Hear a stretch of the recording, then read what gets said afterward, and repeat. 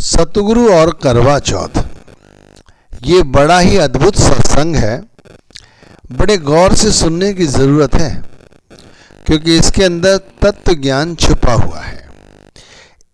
करवा चौथ एक ऐसा त्यौहार है जिसमें बहनें अपने पति की लंबी आयु के लिए एक व्रत रखती हैं। पूरा दिन भूखी रहती हैं, यहाँ तक कि पानी तक नहीं पीती हैं और रात्रि में चांद को अर्घ देने के बाद ही वो भोजन ग्रहण करती हैं।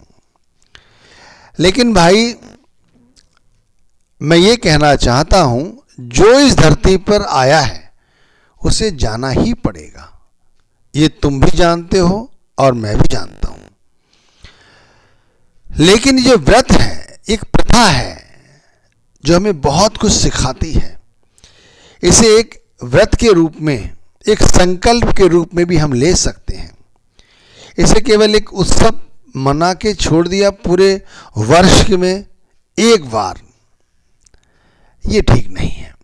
इसे क्या सीख मिलती है? जब भाई दोनों में से, पति पत्नी में से किसी न किसी को एक न एक दिन जाना ही पड़ता है। पहले किसी की बारी आ सकती है, फिर दोबारा दूसरे की बारी आएगी जरूर। तो कहने का मतलब है कि बिछोड़ा तो होता ही है ना। दोनों इकट्ठे जुड़े हुए हैं, पत्नी व्रत रखती है पति की लंबी आयु के लिए, लेकिन फिर भी एक दिन तो शरीर छोड़ के जाना ही पड़ेगा, पति को भी और पत्नी को भी। अगर पति चला जाता है तो पत्नी, आप जानते हैं पति जाने के बाद पत्नी को हम किस नाम से पुकारते हैं। इसी तरह जब बहनें चली जाती हैं तो भाई, यानी कि वो पार्टनर दूसरा, वो अकेला रह जाता है। यानी कि ये संबंध जो है वो पूरा नहीं हो पाता। लेकिन संत मार्ग पर कहा जाता है, एक ऐसा भी व्रत रख सकते हैं हम और आप, जिसके अंदर हमारा कभी भी अपने सदगुरु के साथ बिछोड़ा नहीं हो सकता। यहां पर बिछोड़ा है कितने वर्ष, जब तक पत्नी सलामत है। भारतवर्ष की सभ्यता कहती है, जब तक स्त्री सलामत है, अपने पति की लंबी आयु के लिए इस तरह के व्रत रखती है। उसकी सांस में सांस रहे तब तक। देख लो कितनी ऊंची निष्ठा है उसकी, कितना ऊंचा व्रत है उसका। और एक हमारा व्रत, एक हमारा संकल्प हवा की तरह है, उड़ जाता है। सुबह हम कह के चलते हैं कि शाम को बैठेंगे, आज सुबह नहीं बैठ सके। शाम आने पर सुबह का बहाना लगा देते हैं, फिर वही बहाना अगले दिन पे टाल देते हैं। ऐसा है हमारा संकल्प। लेकिन उस बहन से देखो, उसका कितना बड़ा संकल्प है कि एक बार जब उसने ठान ली तो फिर ठान ली। वो पूरा दिन कुछ नहीं खाती। और कितनी शक्ति है इस व्रत के अंदर कि आप यकीन मानिए, पूरा दिन बगैर पानी के गुजार देती है, लेकिन पानी की बूंद गले के नीचे नहीं जाती। अगर हमारा एक बार इसी तरह का प्रेम अपने सदगुरु के लिए जाग जाए तो भाई यहां पर बिछोड़ा है, क्योंकि जाना जरूर है सबको। देख लो, अनगिनत जीवात्माएं जिनसे हम परिचित थे, बहुत सारे ऐसे सौभाग्यशाली व्यक्ति होंगे जिनके माता पिता जीवित हैं। बहुत से ऐसे भी होंगे जिनके माता पिता में से पिता है, माता नहीं है, माता है तो पिता नहीं है, पिता है तो माता नहीं है, दादाजी है तो दादी जी नहीं है नहीं? ऐसा है नहीं है? बिल्कुल है। लेकिन भाई, यदि एक बार गुरु के साथ ऐसा संबंध जुड़ जाए तो फिर बिछोड़ा नहीं है। भाई, यही तो सच्चा रिश्ता है। कहते हैं जब मौत के फरिश्ते आते हैं उस समय हमारा कोई भी रिश्तेदार, हमारा अपना सगा संबंधी, हमारा पत्नी, हमारा बच्चा, हमारा बेटा, हमारी बेटी, हमारे रिश्तेदार अंग संग होने के बावजूद कुछ नहीं कर पाते। लेकिन सदगुरु जानी जान है, कहते हैं उनके चलते तो भाई वो फरिश्ते जिन्हें कहते हैं वो आके ले जाते हैं, हमारे पास तक नहीं आ सकते। सतगुरु संभाल करता है हमारी। अगर हम भी बहनों की तरह एक संकल्प ले लें, एक व्रत ले लें, तो भाई फिर हमारे साथ क्या होगा?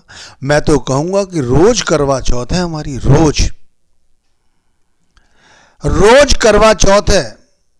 लेकिन इसके लिए हमें ये नहीं है कि इस तरह से सब कुछ करना है। देखो, क्योंकि वहां संत मत पे तो ये कहा जाता है कि तुम बैठो, तुम्हारा मन लगे चाहे ना लगे, बैठो, ड्यूटी समझ कर बैठो। कितना सरल तरीके से बता देते हैं। और यहां तक कह देते हैं कि जब समय मिले तब बैठो, सुबह मिले, दोपहर मिले, शाम मिले, रात्रि मिले। अरे भाई, ट्रेन में मिले, बस में मिले, कार में मिले, मोटरसाइकिल चला रहे हो तब मिले, साइकिल पे मिले, कारोबार करते मिले, जब चाहे तब मिले। इससे बड़ी और क्या हो सकती है सदगुरु की हम पे रहमत और हम पे दया। अब इसे कैसे जोड़ सकते हैं ये मैं समझाना चाहता हूं। यही हाथ लगा है तत्व ज्ञान। भाई, चंद्रमा को रोज अर्घ तो नहीं दे सकते, लेकिन हम इतना जरूर कर सकते हैं कि रात्रि में भोजन करते समय एक बार यदि मन में ठान लें सुबह कि भाई शाम का भोजन जब ही करेंगे जब सदगुरु का नूरानी स्वरूप अपनी आंखों से देख लेंगे। आप देखिए, पूरे दिन यदि आप इस चीज को अनुभव करें, मन में विचार ले आए, संकल्प ले आए कि आज मैंने व्रत रखा हुआ है और मेरा व्रत ये है कि मैं जब भोजन शाम का गले से जब ही उतरेगा, जब मैं अपने सदगुरु के स्वरूप को देख लूंगा, सदगुरु के स्वरूप को देख लूंगा, तभी मैं भोजन करूंगा। वहां बहनें पूरा दिन व्रत रखती हैं, सारा घर का काम करती हैं, अच्छे अच्छे भोजन बनाती हैं, मेहनत करती हैं। हम तो पूरे दिन खाना खाएंगे। सिर्फ शाम की कह रहा हूं कि शाम को जब भोजन करने बैठेंगे उस समय सदगुरु का नूर जब सामने आएगा तभी भोजन करेंगे। ये व्रत है हमारा। तो भाई क्या करना है इसके लिए? कुछ नहीं। बहुत से लोग जमीन पे बैठ के खाते हैं, बहुत से पलंग पे बैठ के खाते हैं, बहुत से डाइनिंग टेबल पे खाना खाते हैं। जहां भी बैठो 5-7 मिनट 10 मिनट पहले अपनी आंखें बंद करके सदगुरु के बारे में सोचो। सिर्फ ये नहीं कि थाली आते ही बस कार्रवाई की, नहीं। 10 मिनट, 15 मिनट, 20 मिनट, जैसा भी आपको अपने एक्सपीरियंस आपके हों। क्योंकि बहुत से लोग तो ऐसे जिन्हें बैठते ही सदगुरु का नूर आ जाता है सामने। भाई उनकी तरक्की है, उन्होंने मेहनत की है, पढ़ाई करी है, दिन रात सदगुरु के भाड़े में रहते हैं। बहुत सी ऐसी जीवात्माएं जो बैठेंगी पूरा पूरा घंटे तब नहीं आएगा। लेकिन यदि उनका संकल्प उन बहनों की तरह होगा जिन्होंने दिन भर व्रत रखा, तो भाई उसी तरह जब वो छलनी में चांद को देखती हैं तो कहती हैं अर्घ देते हुए कि मेरे पति की लंबी आयु रखना। इस तरह आंखें बंद करके जब हम बैठेंगे, सदगुरु से कहेंगे कि सदगुरु भोजन की थाली आने वाली है या आ गई है, मैं तेरे भाड़े में बैठा हूं, एक बार अपने नूर तो दिखा दो। अरे भाई, आप यकीन मानो उनका चेहरा भी निगाह आएगा, नजर आएगा, आंखें भी नजर आएंगी और उनकी बोली भी कानों में आएगी, नजर सुनाई पड़ेगी, कानों में बोली भी सुनाई पड़ेगी। ये बात सच है। संकल्प करके देख लो आप। और एक बार ये व्रत आप शुरू कर दें तो फिर कभी इस व्रत में नागा ना लाएं। शुरू में हो सकता है हफ्ते में 1 बार कर लो, 15 दिन में 2 बार हो गया और 1 महीने में 4 बार हो गया। फिर हफ्ते में 2 बार करने की कोशिश करो तो भाई फिर 8 बार हो गया। फिर रोज करने की कोशिश करो। भाई शाम आने लगे तो फिर सुबह की सोचो। इसी तरह भाई अपना जीवन व्यतीत करेंगे तो वाकई में जिंदगानी एक ऊंचा आयाम मिलेगा। वैसे सत्संग जो है वो सिर्फ एक अनुभव पर आधारित है। इन बहनों के व्रत की जो वाकई में जो इनकी जो पीड़ा है